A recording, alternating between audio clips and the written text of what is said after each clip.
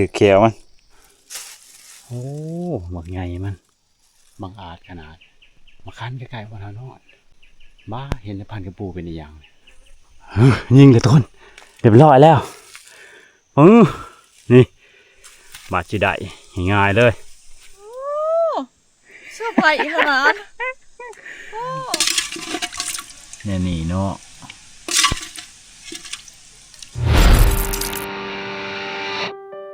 สบายดีตอนแรกทุกคนเดี๋ยวเราสิเลาะลงไปลุมไปแล้วหาใส่ด่างก่อนแต่ว่าหาใส่หม้องนะไปกับเมียสิไปให้มันคำอยู่พูดแต่ก็จังสิการบ้านเลยเนี่ยยังกำลังไปลงไปลุมบ้านนี่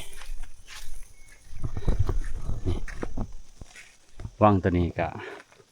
คันช่วงน้ำมันหลายๆมันก็จะมีป่าทุกคนแต่เนี่ยน้ำมันขาดว่างเลยมันขาดว่างมันก็จะอยู่นี้แหละป่านี่เห็นว่าอย่างมีนะกับอยู่ในถ้ำตัวนี้มาได้เลยเอาเห็นเนาะเอาเฮ็ด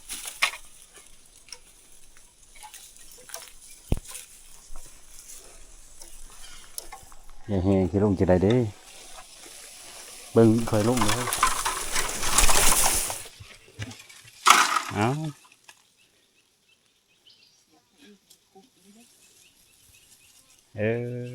เอา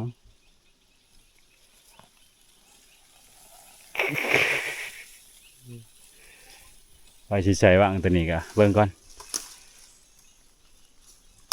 ลงไปใส่ยีลุมก่อนลงเลาะเบิ่งยีลุมก่อนไปเลาะเบิ่งยีลุมก่อนทุกคนยังสิขึ้นมาเบิ่งว่างตัวนี้ขันมือพงใส่ก็สิใส่อยู่ว่างตัวนี้แหละให้เมียทายอยู่หันทุกคนเฮามายืนเบิ่งปลาคือสิมีแต่ปลาคอนะทุกคนน้ำมันขุ่นนะปลาอยู่ในน้ำเขาเบิ่งไปเห็นแล้วเขาจะใส่ปลาเท่านี้แหละทุกคนถือกระถือมาถือยามันเวอร์มันก็บ่ลงนะลงแต่หึงเลยพวกให้เราอย่าลงอีกจะหน่อย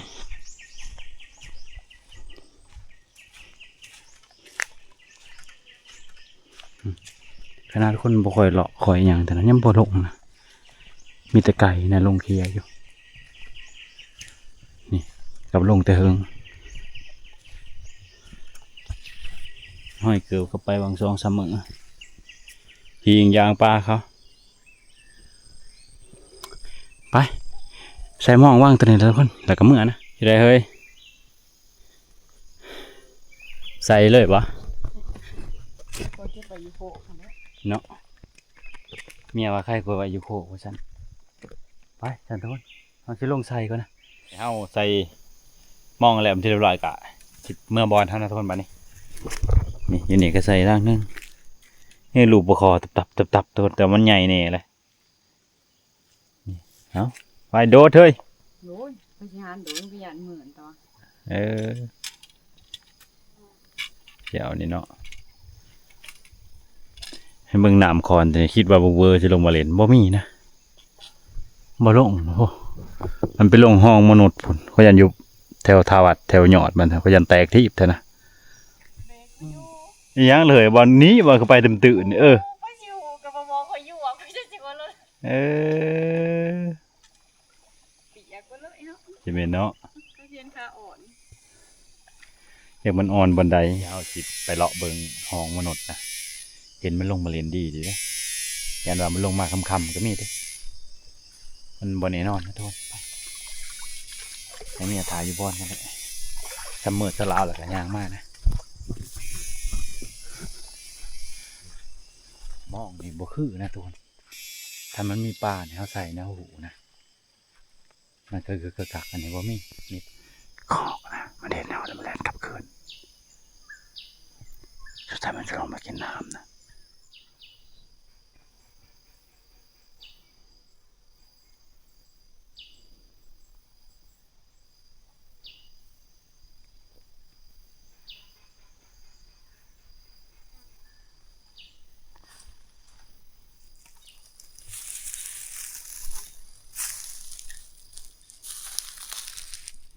เอาแล้วทุกคนมันเห็นเอาแล้วโหลดกันมันเห็นก่อนไม่ได้ยิงนะก็ห่อเห็ดเสร็จทุกคนเหยียบแต่น้ำ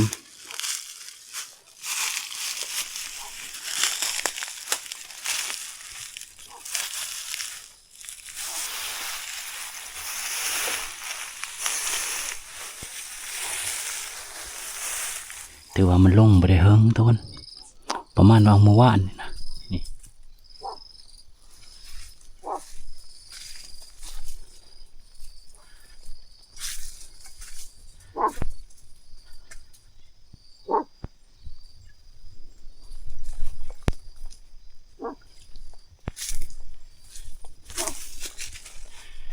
นี่ทางมันขึ้นทุกคนมันขึ้นในห้องหน่อยแตกถีบนะเบิดแล้วบอลเป็นหาดทรายวะนี่แต่นี่ไปฝุ่นหอดมนุษย์มีแต่หินเป็นมีเลยทุกคนว่ามีบอลดูดแล้วบ้านนี้มีแต่อยู่ฝุ่นไปเลยอยู่บอลเฮาอยู่กับเมียไปเลยจึงมีบอลดูดบอลนั่นนะ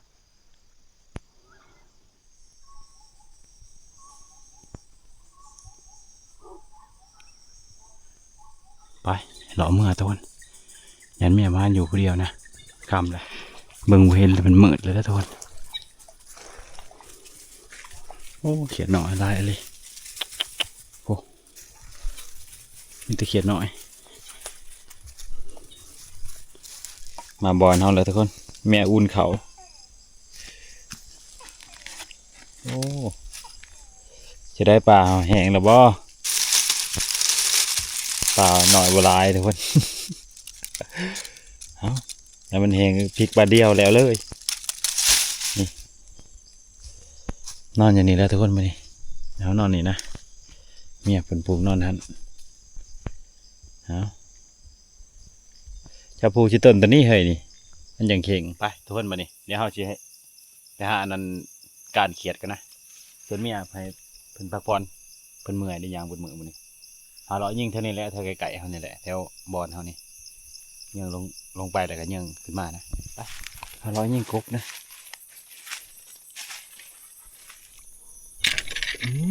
รุดซ้ำถือยิงหับทุกวานจับทุกที่จริงงมเอากระไรนั่นยืนไปตองโอ้เห็นแล้วแมนบ่บ้านนี่เห็นไหมเนี่ยรุดเลยแหละแล้ว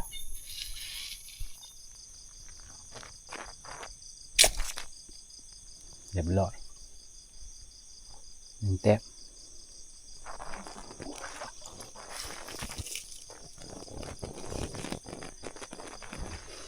นี่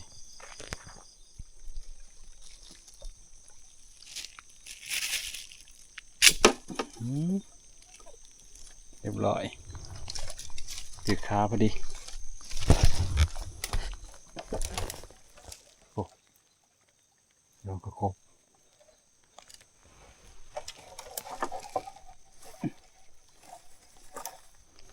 นี่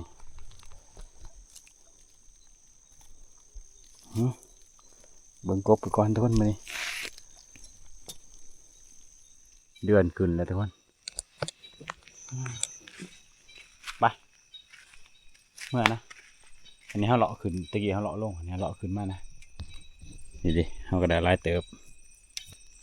ถึงกบถึงเขียดถึงกบถึงปลานะไปหานอนพักผ่อนมือเสาสิเลาะยิงหอกแต่เสาขึ้นเก่าทุกคนทำไปได้ยิงที่เครือกระหอกหันลายนะทุกคนแต่ว่าจอบเป็นคือว่าอะไรทุกคนไปได้ยิงนะกระหอกนี่นอกจากว่าพอมากบางบอหรือว่าปอบางใหม่จะได้ยิงมันถ้ามันเห็นก่อนนะคือว่าแล้วโลด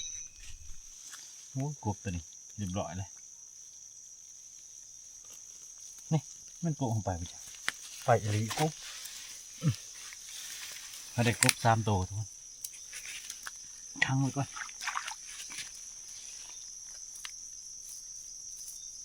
อื่นจะสิใหญ่ไปอยู่ใส่อีกโอ้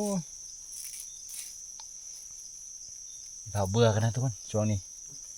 ไปกับเมียนะหาได้แต่กบกับปลาเนี่ยแหละ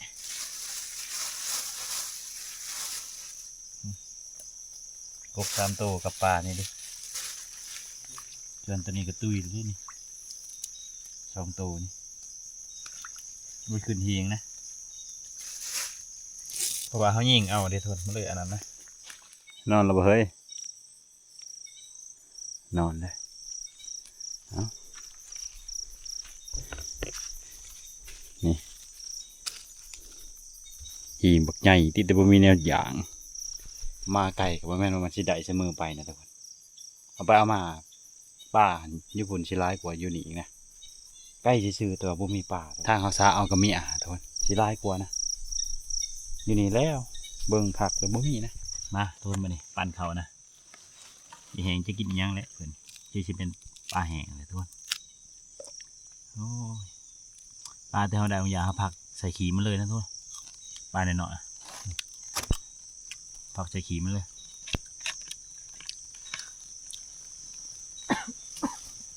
จะกินเลยมาแม่เอาเลยเดี๋ยวกินข้าวก่อนมาเนี่ยกินข้าวแล้วกะพักผ่อนนอนทุกคนวันนี้ถ้าเรายังกบกะบ่ได้ยังบ้ากับบ่ได้นะป้าเนี่ยถือว่าบ่มีนะทุกคนถ้าเลาะเบิ่งนี่เจ๊นะไม่ค่อยอันนั้นนะนอนคืนเสาร์จะว่ากันนะพักผ่อนนอนก่อน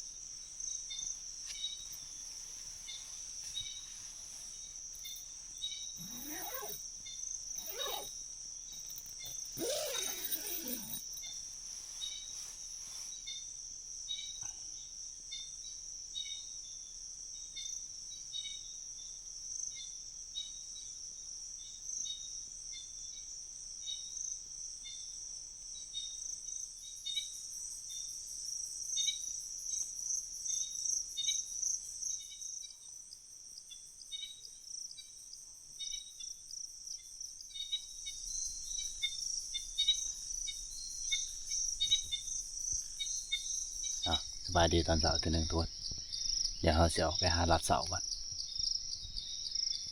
สิขึ้นไปห้องตอนนั้นแหละตัวห้องมนุษย์นะ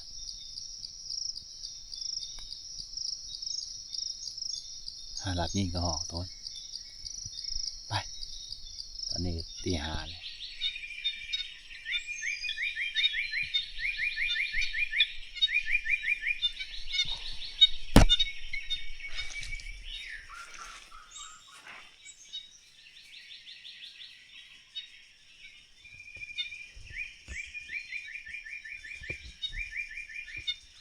มันลงเมื่อคืนนี้เลยนี่ทุก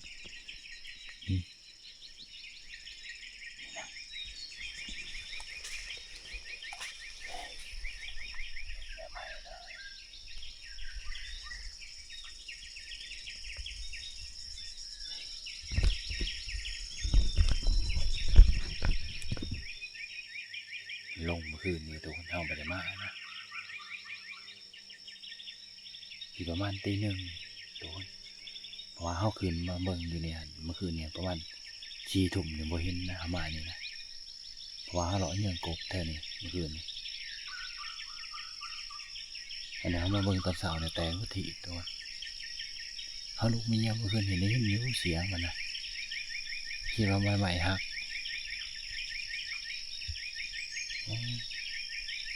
เดี๋ยวหาหลอกหลัดเบิ่งทุกคนคิดว่ายังไปประทันใกล้ดอก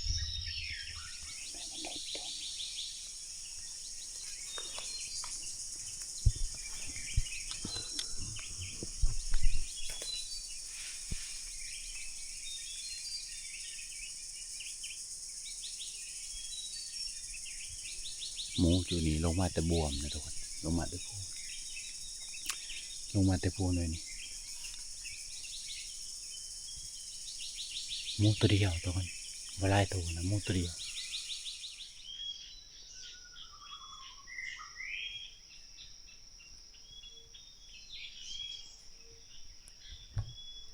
นี่งานข่าวแล้วทุกคนเป็นปลาไม่เหี้ยแล้วบ้านนี่โอ้ย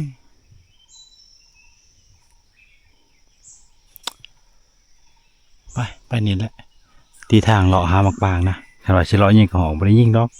มัน6เดือนนี่คือขานี่แล้วเลยแหละปลาบ่ได้เลยมานี่ จะลงเสียหวยนะไปบ่ได้เลยเห็นแต่แนวหอยมันลงมานะนี่น้ำยังมีขุ่นแต่ว่าหมูนะซึ่งใช้หมูตีนกูดโตนนี่เห็ดจุ๊บลงในนี้เลยไม่ใช่หมูตีนกูดโตนนี่ถือกับดักเข้าแล้วหมูตัวนี้ขาดนะนี่โอ้แมนดาลีทุกคนหมูตีนกูดนะนี่หมูต่ำกว่า70-80 โลนะบักเถาะเดียวแต่ว่าแฮ่ขนาดเบิ่งส่งนี่เพราะว่ามันผ่านประสบการณ์มาแล้วเด้นี่มนุษย์โอ้โมนี่ลงมาแต่นี่นี่ลงมาแต่บวมมาแต่ลงมานี้แล้วมนุษย์อยู่นี้เฮ้ยจะไปลงยามมองน้ำเผยวะฮะ ให้ไปลงไปอู่ก่อนเลย เออ ยังไม่ลงไปอู่เลย โง่มันลงอยู่นี่เมื่อคืนนี่แตกว่าถีบเมื่อคืนนี่แหละจะลงพยายามมองก่อนฉันจะก็อยู่บอลเด้อจ้ะให้ลงพยายามมองอยู่ลุมนะเมียบอกไปน้ำเขาก็ไปพอดียวนะ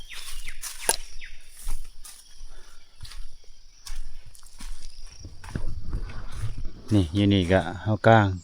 ด่างนึงตัวมาส่งสิถือนะโอ้แต่ว่าใบตองเพียบ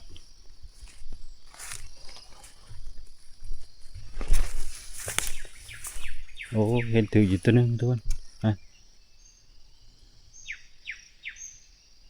แย่ตัวนั้นยิงปลาดุกมือนี่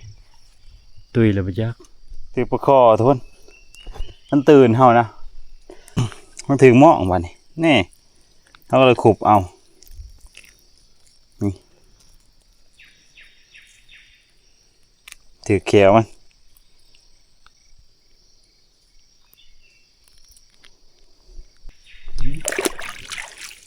นี่ตัวนี้ปลาบูถือ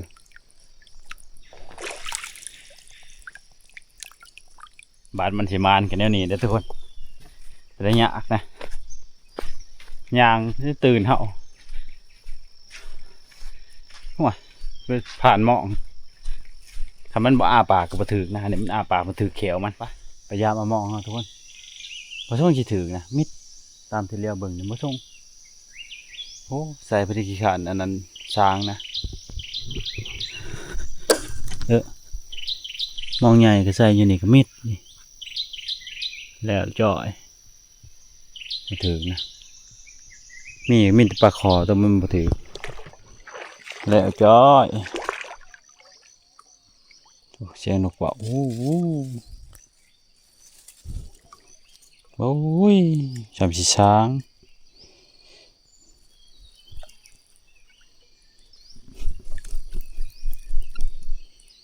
โอ้ไม่ต้องเพราะว่านะน้ำเนี่ยดิกันแนวนี้อันใด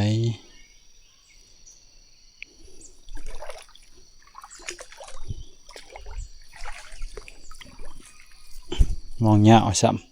ำเฮ็ด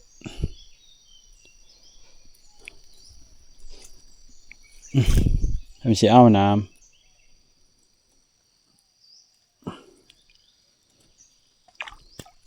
โอ้ถือป่าอย่างนี้ป้าหมอข้างดำมาจากนี่ทุกคนป้าหมอข้างดำด้วยนี่ถ้าเป็นจากสิเคยเห็นปลาตัวนี้ไหมที่ไก่คันดีขนาดปลายังก็ตาม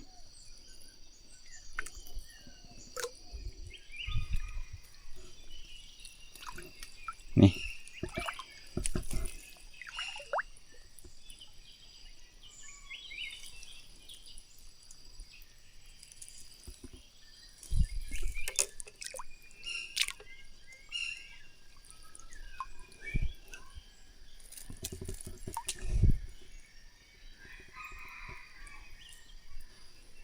เหยื่อบ่เลยปลาเนี่ย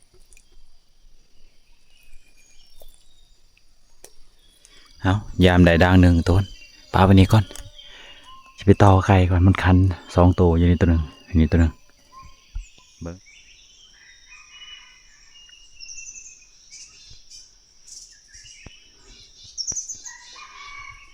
แต่ว่ามันอยู่เทิงตัว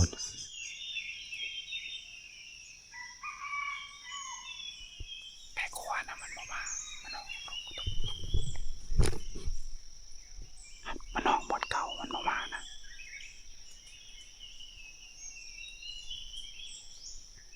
ไก่ขัวมันลงหนีขามไปพุ่นเลยทุกคน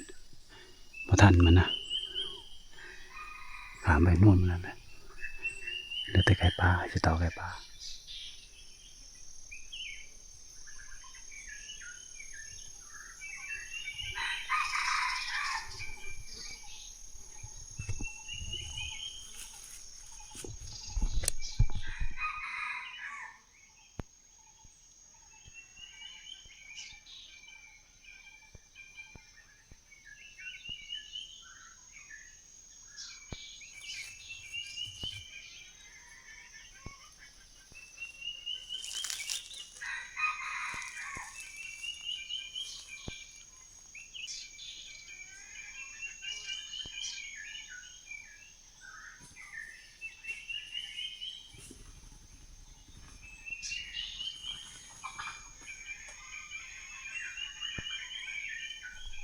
มาในนี้ทุกคน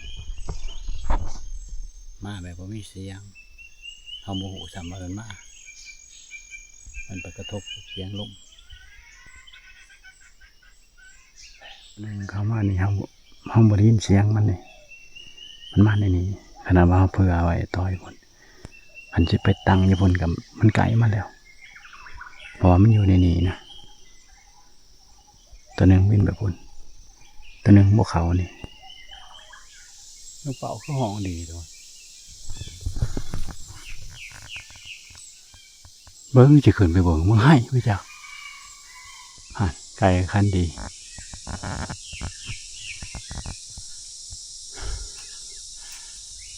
นี่ต้นมึงให้ตัวนี้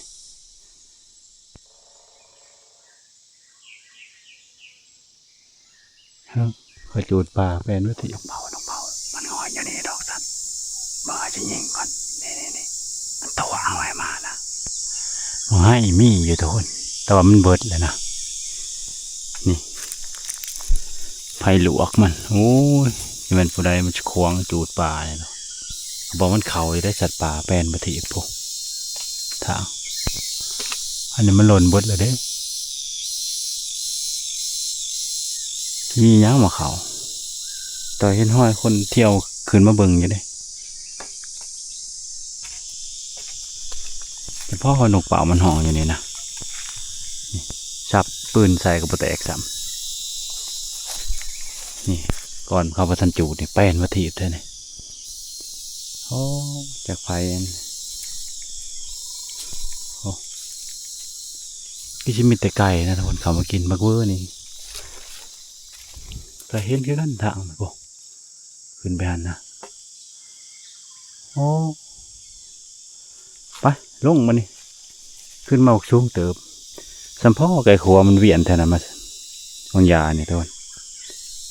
แต่มันไม่มังใหม่อยู่นี่นะฉันจะเหยียบต่อเพกมานี่เกิดบริษัท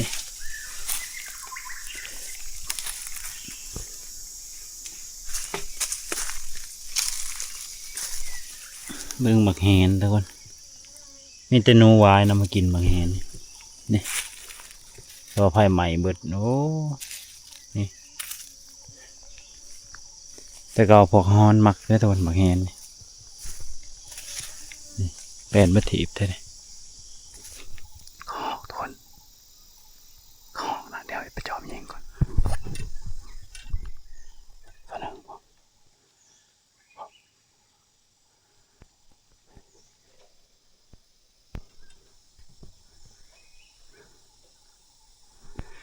เขายิงตกแต่ตัวหนึ่งทุกคน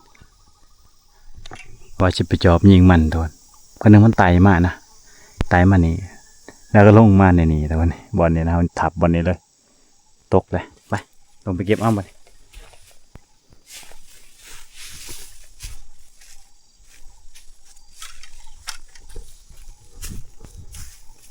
ดูดิ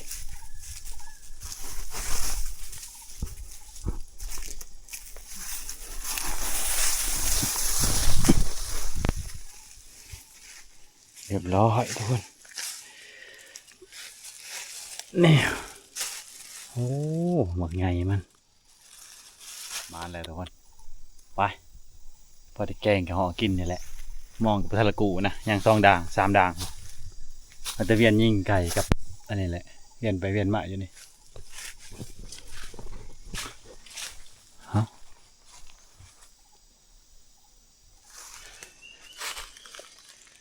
เฮ้ยเห็นยังเฮ้ยนอนอีกแล้ว นอนหาแล้วบอก เมื่อไหร่ยังเลยแต่มองเลยล่ะ หอมันมาหาคอย ไม่ใช่ คอยว่าเรียกอย่างละ คือนี่ป่ะก็ห้องเจ๊จะได้ยินเฮ้ยแจ้งยัง แกงปลาคอใหญ่ ประคอตัวเดียวบ่ขาดมันเสียยินเนาะวันนี้เนาะ ก็จะเห็นบ่ มองเขาเนี่ยยังอีกร่างหนึ่งนะทุกคนอยู่นี่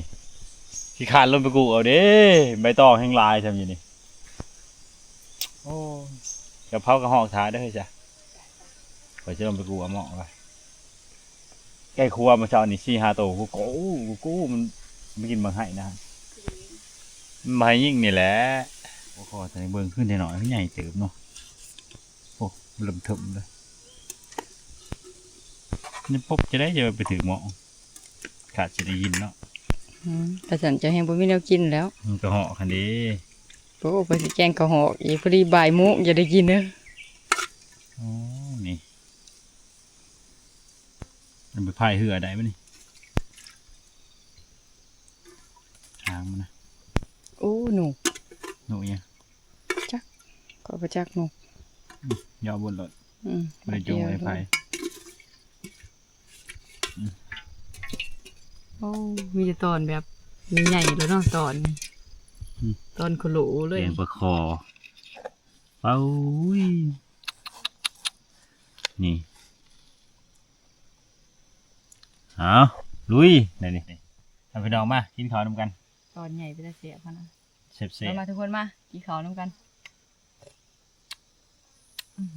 สู้ จะโดยกับอาการเนอะตึกไหนกัน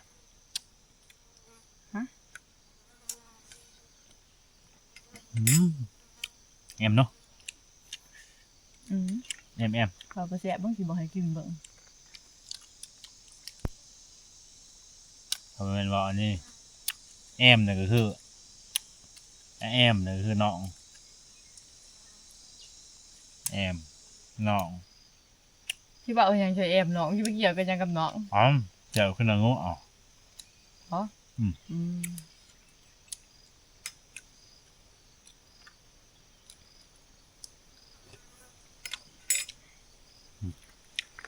มาเลย สิสิน พอเราหยาดนั่งเนี่ยเจ็บตีน จักข่อยก็ว่าจังซั่นอยู่มันเจ็บตุ่มคอข่อยหั่น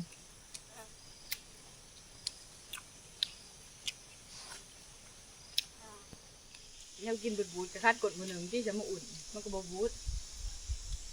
เพราะเขาบูดอยู่เฮือนจนปฏิกันเป็นน้ำมือ เขาเย็น เขาเนี่ยไม่มองน้อยนึง งามเครื่องมือหนึ่ง เอ้ยมันตัวเลย เจ้าใจลายไปสิข่อยเจ้าข่อยเอาน้ำต้มปลาต่อ เคยไม่กินเนี่ย ก็กินเขามันเทิงมันก็อัพแล้วเขาใส่กระตุกเบาจะกินบนหนึ่งมันจะกิน โอ้แต่จะมันจิกะ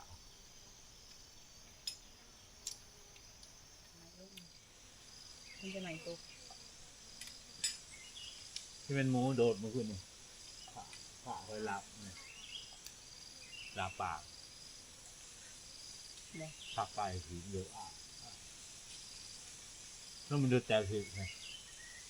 ไม่มันเกินนี่หรอก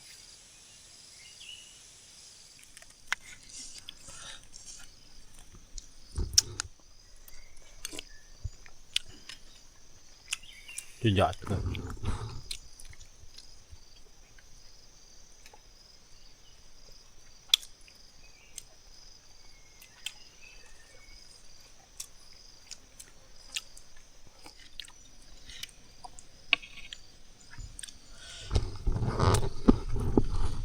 เริ่มเทิมเลย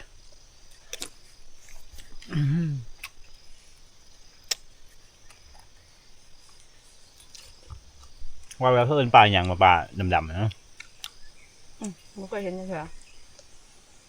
คือเป็นนิดนะ เป็นปลาสลิดบ่ เป็นจะได้ปลาฉลิด มันก็เป็นแบบนี้แหละคล้ายๆแบบนี้คิดว่า ใช่ไหม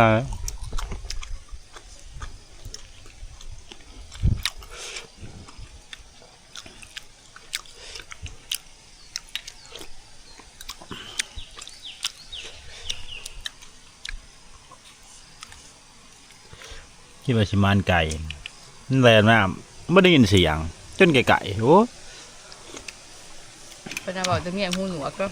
เอาลมขึ้นเฉยๆแหล้วมันจะระวนกันจ้ามันมาอย่างไรปลุกกันไก่ จะได้กินแกงไก่ได้เนาะ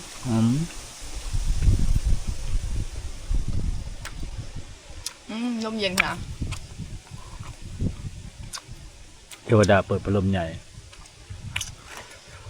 ลมแบบนี้ลมน้อยหนึ่งก็เย็น เอาทุกคนกินข้าวแล้วก็พักผ่อนจะหน่อยนะจังว่าประมาณ2-3 โมงจังสิย่างเมื่อทุกคนย่างกลับเพื่อแหละอยู่แถวอันนั้นปลาครบไปเลยทุกคนแต่เนี่ยมันคืออะไรอยู่ไปกะ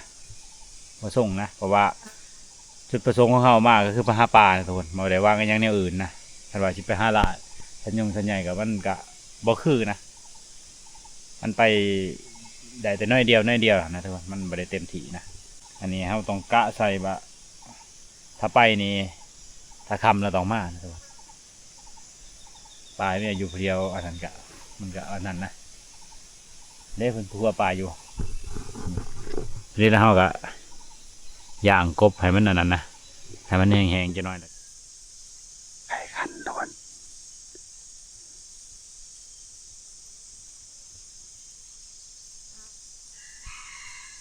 อยากจะลองไปต่อบ้างนะมิดแล้วทุกคนเช้าคันแล้ว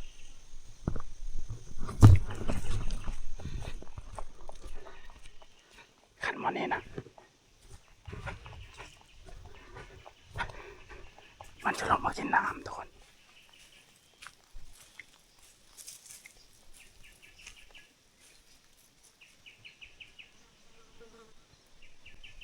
บังอาจขนาดมาคันใกล้ๆวันนอนบ้าเห็นในพันกระปูเป็นอย่างผมไปอยากล่าเจ้าชื่อนะมันมากก็ไม่อยากผมไปอยากออกล่าไปได้นะคันบังอาจขนาดเบิ้งเกียดไก่ตัวนี้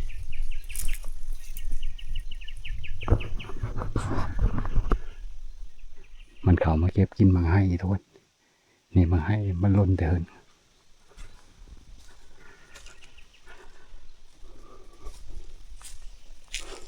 เราจะอยู่นี่แหละทุกคน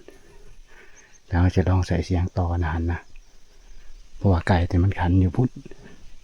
มันแลนมามันแลนเสียงโลดเราไม่สิทธิ์นิ่งหรอกไปถ้าเราจะขึ้นไปประโลนันมันหูเลยทุกคน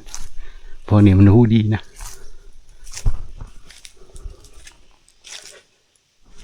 เสียงเอาปลาอยู่คนอะไรมาเนี่ยเลย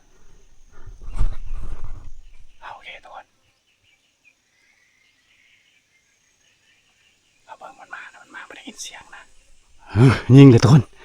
นี่มันมาแลนมานี่นะมันผ่านเขายิงเลยเฮ้ยถือไปดิเอาโทรศัพท์มาวางไว้นี่นะนี่มันแลนมาเอาเห็นนะยิงเลย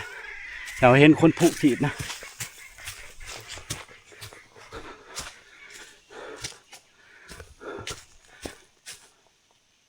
แล้วโดนโอ้ถือนะเขายิงพาขึ้นมาปองแต่ตัวมันง่อยโอ้เรียบร้อยทุกคนนี่เรียบร้อยแล้วนี่บักใหญ่นะทุกคนนี่เขายิงมาปองตัวนี้นะเขาอยู่หลุมปุ๊เขาได้ยินถ้ามันมาเสียงแช็กมันมาปองตัวนะนี่เด้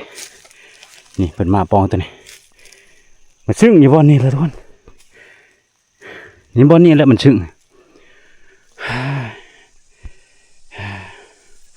เรียบร้อยทุกคนนี่ฮ่าบาดจิได้ง่ายเลยอีผูใหญ่เลยนี่ว้าฮอนมันก็ถึงมิดเดียวนะนี่ดึกนี่มันบินมาสิเด้โอ้ยฝนขอมันนี่รถคันนี้เนี่ย มาเลยอาชิมาง่ายๆนะไก่นี่คิดซีเมนต์ถึงเดือยน้ำทุกคนเดือยขาดเลยเดี๋ยวเอาวางโทรศัพท์ไว้หันนะ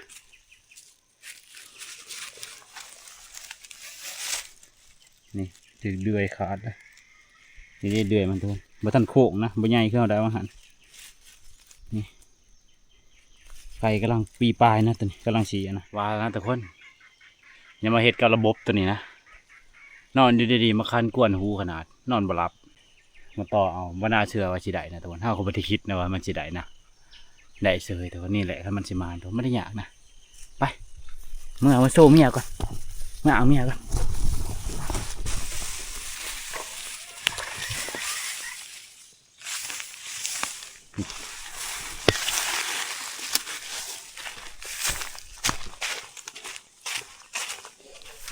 ว่าใจเฮมาย้อนว่าความฝันเพมาคนรักเข้ามาหักหลังอยู่อย่างว่ามีความหมายหมู่พากันเมาว่าไปกินเหล้าล้างใจแต่อายเฮ็ดน้ำบ่ได้ย้อนตายยันโรคตับแข็งแห้ง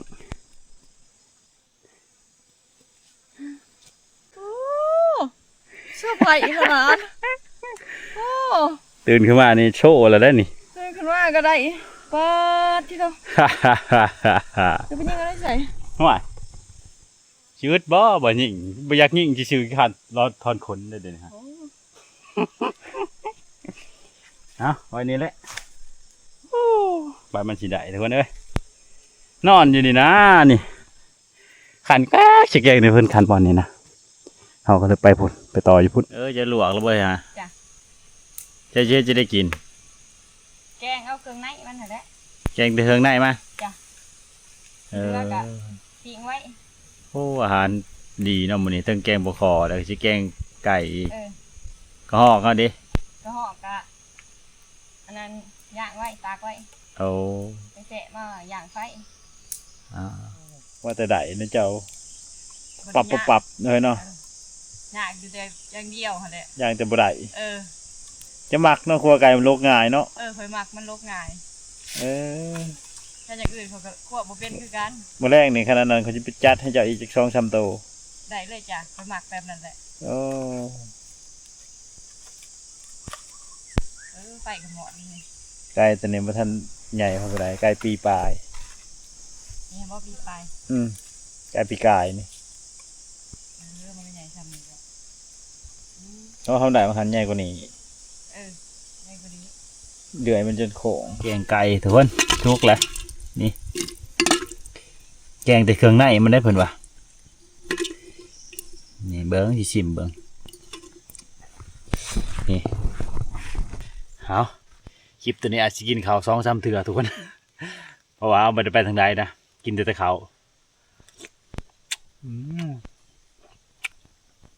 เบิ้งกินข้าวแล้วอย่างมาหารักตอนแรกนะสิพาเมียเป็นนางรักบางแฮนทุกคนโอ้ครับเรามากินอยู่ลุมทุกคนมันเย็นดีนะกินอยู่ห่วยพันนี่อยู่ดินทรายนี่แหละนี่มันเย็นดีว่างนี่แหละเอาเจาะเมียเจาะ จ้ะหัวจ้ะ โอ้ยเนาะแกงไก่ ที่เป็นยืกเป็นใหญ่ในหูบ่อีหยังพักน้ำเลยนี่ ผักหนามเอ้า จ้ะ แกงใหญ่ให้ผักหนาม จ้ะ โอ้เนี่ยนี่เนาะโอ้จะมักประเภทน้ำหน่อยเนาะ ตัวมักน้ำลาย เอามาทุกคนมากินข้าวน้ำกัน มีแต่กินข้าวก็กินข้าวลำเนี่ย แกงไก่แซ่บๆเลย ครับ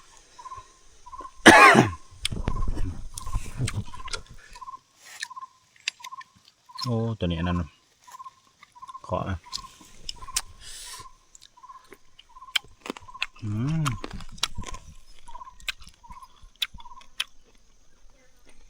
ไตมันได้นี่ อืมเย็นดีเนาะในนี้ อืม แต่ว่านั่งบรรยากาศก็ได้ดินทราย แม่นนั่งบ่เจ็บ แล้วเมื่อ มา พ ทุ อก ค จะ น กิ มา นฮอนมา กินข้าวน้ำกันหรือกินหอนมัน เมื่อแรกนี่ยิ่งเอาฮอนมาแหละ โอ้ตับมันยังเหลืออยู่หอนบ่เลย ที่เก่าบางเห็นหันฮอนเขาเด้โนวายฮอนย่านเขายิงได้เลยฮอนคนฮอนนี่ย่านเขาไม่ยิงอะไร บ่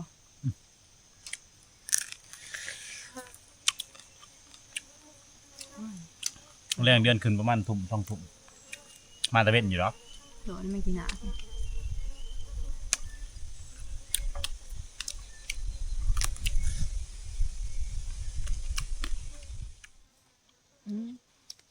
หยาบเลย หยาบเนาะใจปีเดียวไม่หยาบเนี่ย แก้มมาครึ่งถึงมาเลยเอาแก้มกับครึ่งถึงเลย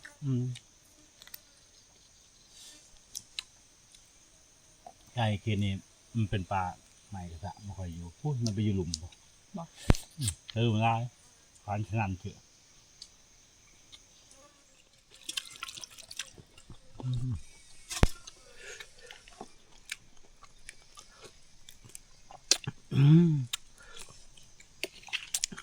โอ้ยขากเด้อแกงไก่นะ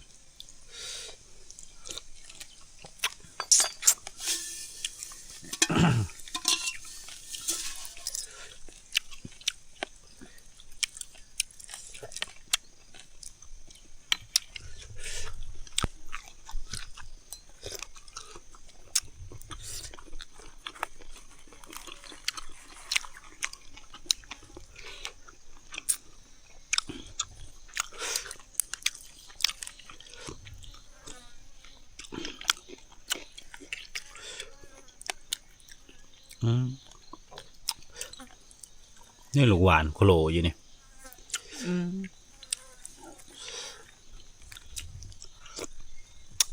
เอาโอเคทุกคนมาเนี่ยกินข้าวกันไปรับคลิปนี้กับผมมีหยังไรนะที่คอยเจอไปใช่ไหมแหละจะได้กะขอมขอบใจหลายๆนะที่ติดตามรับชมเอาถ้าติดตามคลิปต่อไปทุกคนเอาสิพาเมียไปนั่งอันนั้นดักต้นบางแฮนนะเถื่อว่าฮ้อนเขาหรือว่านวายเขานะบอลเฮาพอไก่มาเช้านี่ฮะแหละแถวนั้นแหละทุกคนแถวต้นบางไห้ฮะแหละเอาโอเคนะ